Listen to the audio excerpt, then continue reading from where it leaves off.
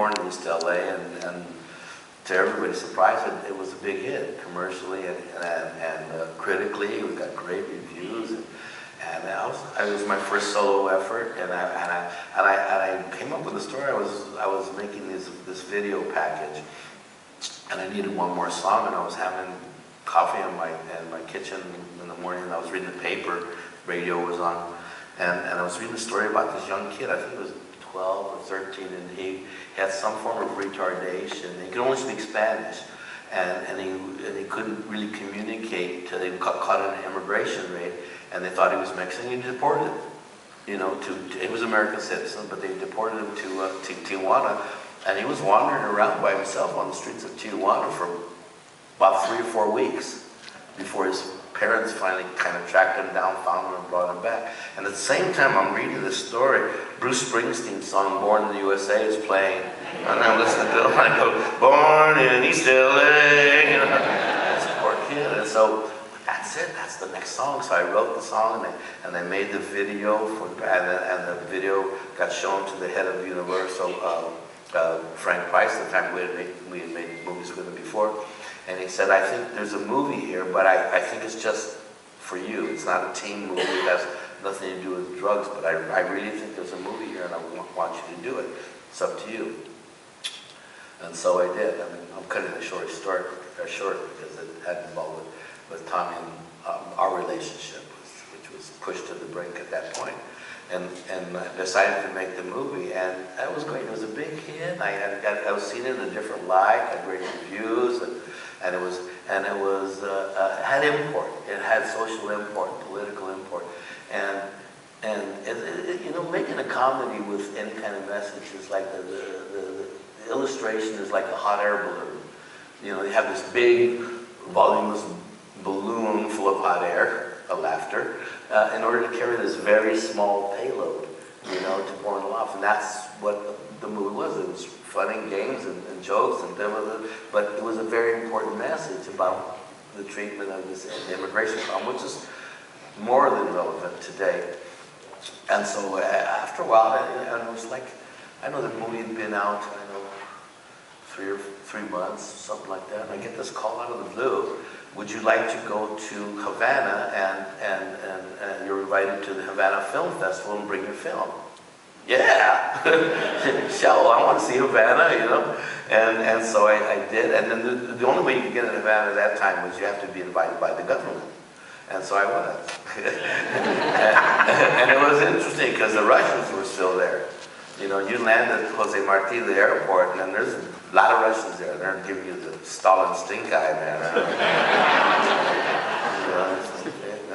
And so we took the film, and it was nothing like I anticipated.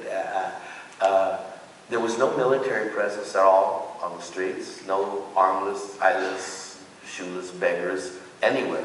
It was clean. Raggedy, because they've been under this embargo, and then the city could definitely use a coat of paint, and the biggest collection of 50s automobiles anywhere on the planet, but there was this other vibe, even though they were in this authoritarian regime, there was this other vibe happening in there. Cubans are the most educated Latinos on the planet there, and they're the most well-read, and the most cinema sophisticated. And so we did that, and we were just rented a car for this. I was shocked when you could rent a car in Cuba, And they went to the place, went out to the country, and drove. Nobody followed us. We had a great time. So when we got back, I was sitting in the bar of the hotel. Oh no, I went down to the lobby to read my guide, Carlos, and we're talking and blah blah blah. He sees this guy walking in the door, and he says, "I want somebody I want you to meet." I've heard that before. You usually pay attention when somebody says that. I want you to meet. Come on over. And he comes over and he goes, "Gabo, Gabo!" And the guy comes over and says, "Cheech, I'd like you to meet Gabriel Garcia Marquez."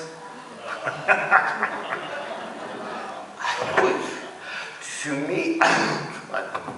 me, Gabriel Garcia Marquez is Shakespeare. He's one of the world's greatest writers ever. Won the Nobel Prize for 100 Years of Solitude, and I've read every single word he's ever written. And he came over and I was like, I didn't know what to say. And he came over and said, hablo, bueno, you know, and then split. You know? He says bueno so deep. You know? But in my lifetime, I shook hands with Gabriel Garcia Marquez, and that was like a highlight. And so we split after we were there for the first week, and then we split, we went home, and the next week is the Hollywood contingent came, Michael Douglas, and what's the director that did all those ones? I'm at the age. I'm trying to remember. The political director, somebody else. War movies. Oliver Stone, thank you very much. What a literate audience. Oliver Stone, all those guys came, and we were back in LA. Get a call in the middle of the night, and it was Saturday. It was like 2 or 3 in the morning, and it was our guide, Sonia Levine. She says, "You want everything." What? You want everything. You want best screenplay, best picture, best scenic decoration. You want the critics, the International Film Critics Award for Best Picture. Really? And we weren't there, you know, so like, sounds good on the phone, man. So I gathered the cast and crew, and we had our own, went to a Cuban restaurant, had our own celebration, but it was just amazing, you know, Havana Film Festival is the most political film festival in the world. And we had brought this film there that was highly political under the skies of being this comedy. And they recognized it from all over the world. So it was a really great thrill for me. We could sit here and talk all night and tell stories, and I thank you so much for being with us. I just wanted you to end with a few words. You are a master at collecting Chicano art. You've been working and building a collection. You created touring exhibitions. You wrote catalogs. You wrote books for children about your work. Tell us, and since I'm the director of the Arizona Commission on the Arts, I have to ask you an arts question. Tell us about how you started in that. What was the trigger that said, I want to start living with these objects. I want to start living with these paintings. It was a decision to be a collector and not a hoarder. Yes. And I kept repeating, I'm a collector, not a hoarder. You know? I was educated in art from a very early age with my group of cousins. I was very lucky to be with this group of cousins. And we were highly motivated, little academic, blue-collar Chicano kids growing up in South Central LA. And my cousin assigned us all topics that we were supposed to learn about. Your medieval history, your science, and your art. Go learn all about art, bring it back to the group. So I went into the library and took out all the books. And, okay, that's Cézanne, that's Miro, that's Picasso, that's, you know, and I learned about art that way. And so the gap in my knowledge, when I finally got some money and could buy some art, the gap in my knowledge was contemporary art. And so I started going out to galleries on the west side of LA, and I discovered these Chicano painters. And I looked at them, these guys are really good, guys and girls. Because I want to get no trouble here. They're really good. I mean, because I knew what good painting was, because I'd seen it all my life. I'd gone to museums, looked at every book, and I knew the texture of painting and how you have to see paintings live to really appreciate them. So I saw all these paintings. I go, these guys are. So I started collecting them. I was a perfect storm. I knew what the art was. I had the money to collect, and I had the celebrity in order to promote it. And so I started collecting, fighting off my hoarder instinct, because I was a collector, an inveterate collector all my life. I collect baseball cards and matchbook covers and marbles and anything. I had a propensity for codification, you know, and I would do this. So I started collecting, and luckily for me, all the masterpieces of Chicano art were still available to be purchased, because no museum was buying them. You know, and so I had my pick, and I had the money to do it, so that's what I did. And I bought paintings that rightfully should have been in museums, because they were big and they were huge, and nobody has a house that big, you know. And so, but I started collecting because they were available, and I would get them, and I would put them in storage for years. And eventually I was persuaded by one of my friends, says, you have this collection, man, you got to show it. Okay, we looked around for a way to do that, eventually teamed up with some people who were museum producers, shows. I started showing this art. The first tour was Chicano Visions, and it was, we toured for 7 years, sponsored by the Target stores, and it was Hewlett-Packard who put up the seed money to produce the show, and then we did 14 venues: the Smithsonian, the LACMA, the DeYoung, the Whitney, not the Whitney, the Weissman, the Frank Gehry, first Frank Gehry Museum, and all major institutions all over the United States for 7 years. And we set attendance records wherever we went, because I knew that the Chicano painting school was an American school of art that was unrecognized. And the only reason it was unrecognized because you don't know what you did, you know. It's that same attitude. You don't know what you're doing. Well, yes, we do know what we were doing, because all these artists were university and or art school trained, and they were influenced not only by Mexican art, and they were American art, but world art. Now they were exposed to all these things, and then they put them together in a fusion that was uniquely Chicano and international at the same time, and they spoke with a very distinctive voice. And what I've noticed throughout the years is that school keeps evolving, it keeps changing, but it's like waves, and every new generation comes into the scene, interprets what's happening in the community at that time. A lot of them do. Or here's the latest update, this is the news from the front. And then they go off into their own painting concerns, whatever they are. But every generation, there's now more than the fourth, fifth generation of Chicano painters.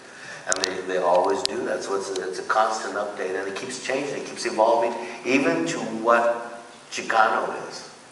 You know, I'm of the opinion that Chicano is not necessarily only Mexican-based. I think it's Central American-based, a little bit South American-based, because they have the same experience growing up. Same experience growing up. They're inner city kids who are Latino and are other, you know, and they have, you know, a lot of Chicanos don't even know that Honduras is not part of Mexico, you know. And so that experience, it's what binds them together, because these kids, the early painters kept going back and forth between Honduras or Mexico or Panama and the United States, and eventually they reached out into South America, where it became street art, which is the biggest movement of art in the world right now. And you cannot drive from any major airport to any major city and not see that on the way. Not see that street art on the way. It's a language that you're exposed to every time you go into just about any city in the world, and it's your challenge to decipher it and how it connects with this whole worldwide language. You know?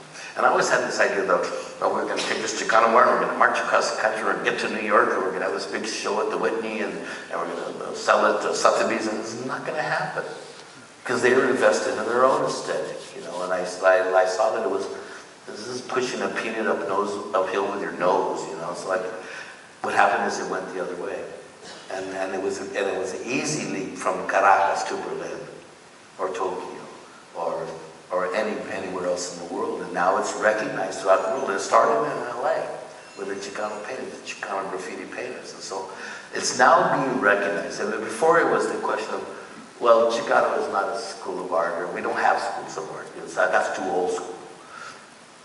Well, whatever you call it, is a place where people come to share ideas and to argue or to agree and to formulate what it is what it is that they're going through, and communicate that to the world. And it started there, and it's this conversation that has become worldwide now, and it binds people together just like any great art should. And you don't have to be Chicano to love Chicano art. I am not French, but I love Impressionism. I'm not German, but I love abstract expressionism, because art is a language. You know, it's visual, and And it's your interpretation that adds to this conversation, because I don't really care what artists had in their minds when they painted. You know, because they're not standing next to me when I see a painting in a museum to tell me what it is. It's what I think of it and how I interpret it, and that's your door to the conversation. And now we have this worldwide conversation going on, and starting with Chicano art. Thank you, sir. An American icon. Thank you, Cheech Marin. Thank you very much.